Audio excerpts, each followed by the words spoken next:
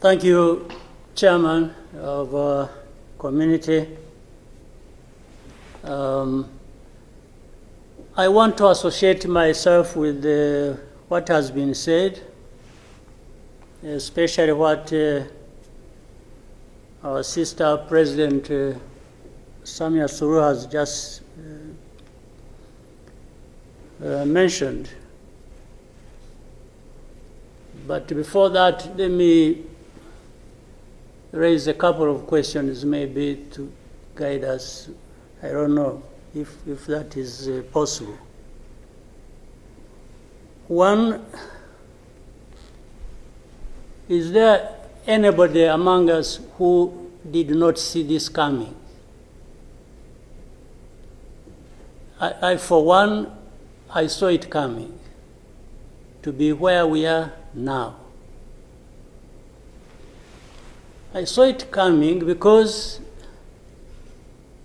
I did not see who was taking charge of the process, who was listening, who was trying to provide any kind of guidance as to what we should be doing from one thing or one day to another. And by this, I want to also ask, as the East African community, what did we want from the beginning? Or what did we do about that? What are we doing now? And what do we want to do for where we want to go? Because exactly like President Samia has mentioned, if it is talking about problems and defining them, and I think we have been very eloquent. We have talked about all kinds of things. But when do we match what we are saying and what we are doing so that we get to what we want? When do we come to that? I haven't seen it. President, I asked last time in our meeting, the last summit,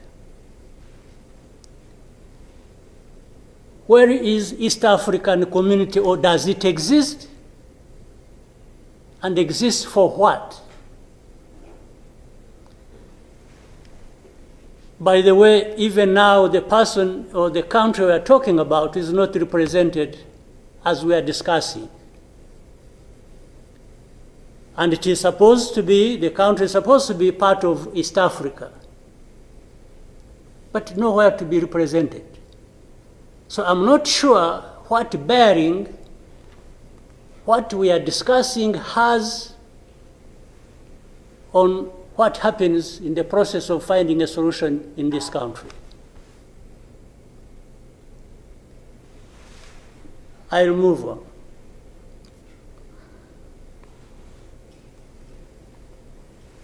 The conflict that was created from the time we had the East African community get involved in trying to help in Congo, and later on when the East African force was trying its best and we are seeing progress, Tshisekedi decided they are not doing what he wanted and went to SADC. SADC agreed they would come and do what he wanted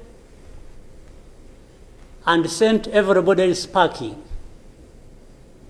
And that we complied and kept quiet. What really did we expect to come out of this? Now, worse still, I think even in East Africa itself, ourselves, maybe we have different understanding of what the problem is, and we have never come together to agree or even disagree and find a way to come together finally to do what we ought to do to deal with this problem. Or we simply decided, each country, to move on its own with a different agenda arising out of involvement or whatever in Congo, and that was enough. If your interests were catered for by Tshisekedi, that was fine, even if the others' interests or concerns were not taken care of.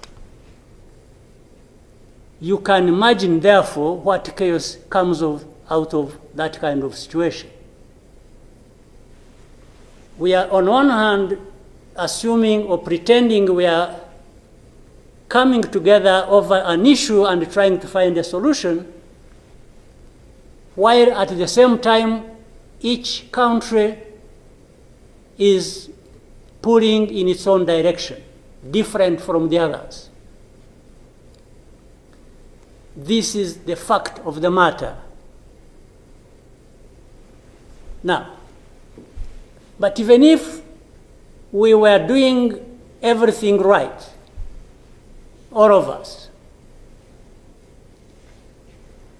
nothing is going to come out of it until those mainly concerned are also part of it and participating and contributing to the success of the process through which they are getting the support. But if the parties decide or accept to be manipulated, because, and by the way, that's exactly what happened, and I think in Congo, there are experts for doing that. They would go to one party and promise them something,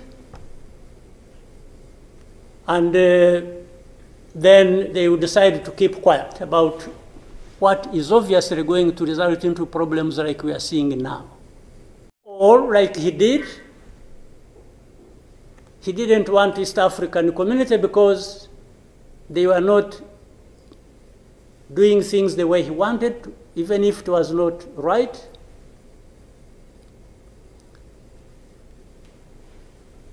He got rid of them and he decided to bring in SADC. SADC was,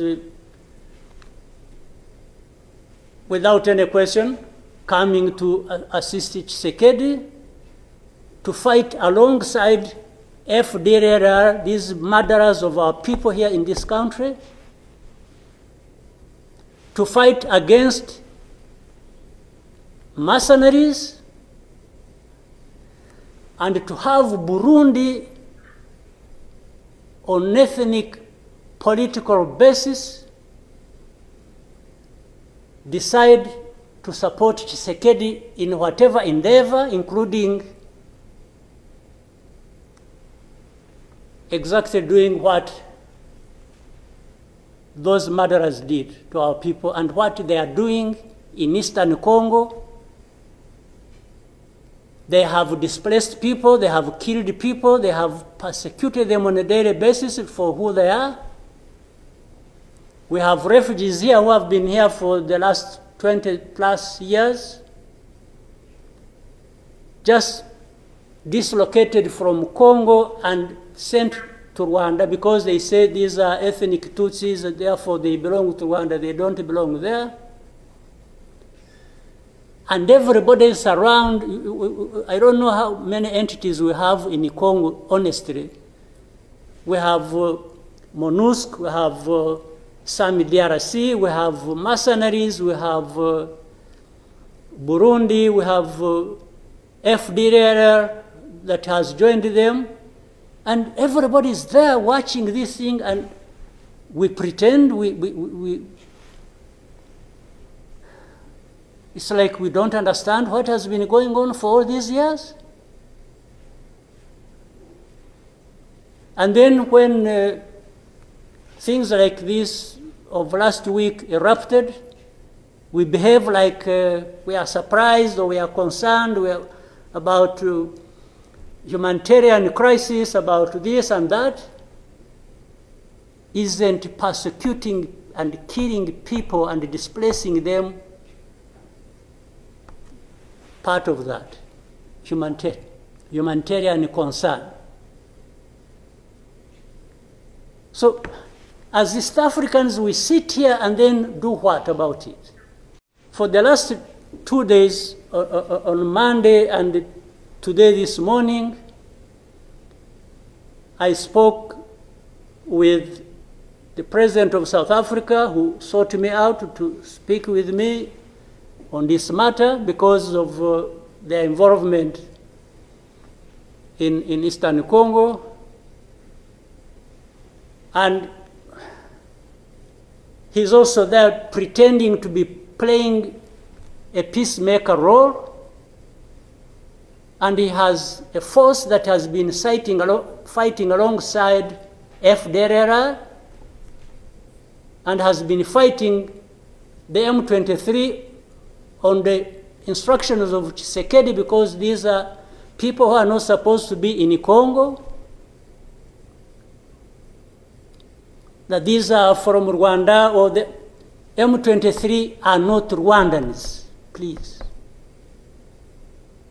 These are Congolese, and one time he accepts it, then another time he says no, part of it is yes, and then the other part is from Rwanda, and these are He keeps on going. And how do we, leaders of our own countries, accept this to go on forever and just accept that we shall be manipulated by Tshisekedi or whoever is supporting him? And South Africa dares even issue threats about what is likely to happen after that, and so on and so forth. Of course, we will see what threats they are talking about. Maybe they should have done that exactly for which they have been issuing threats. They should have done it to clean up the mess in Eastern Congo, or to fight back those who have been trying to clean up the mess. So then you have the whole international community just confused. They talked about Rwanda, they talked about the Nairobi process. Honestly, even here, maybe you will help me understand what all this means. The processes became an end in themselves. And the people leading these processes became more important than the results of the processes. The Nairobi process became a Uhuru process. Then the Rwanda process, it's like you can't say anything that will displease President Lorenzo. Definitely, this does not help deal with such a serious matters as we are faced with today. That in the end, just because they can't be addressed, we have such a situation that, like we have now. And if anybody, and above all, I don't understand how Tshisekedi keeps thinking that he will resolve the problems to do with rights of people militarily. Kill them, shoot them, bring in forces that are ready to help, like especially Burundi. Well, I don't know whether that has been helpful for the last few days or weeks, they have been doing that. So I want us to, Chairman, Your Excellencies, I want us, whatever we are saying and whatever we intend to do, we capture the context rightly and then proceed based on that, and maybe we can get somewhere. But otherwise, if we keep saying good things, saying that, and to each other, being nice, and then each one fulfilling their own interests other than others' interests, the common interests we have as East Africans, then I don't see how we are going to contribute effectively to finding a solution. But really to have even had East African community expelled from Eastern Congo and everybody complied and then there was quiet. It's as if it was normal or that is okay. Everything dictated by the country or the person we are trying to help. I didn't understand that. And that's where we are now. That's how we are here, where we are. So let me maybe for now stop here. I would really want to hear advice of others, but I think it's not just a plaything. It's not, it's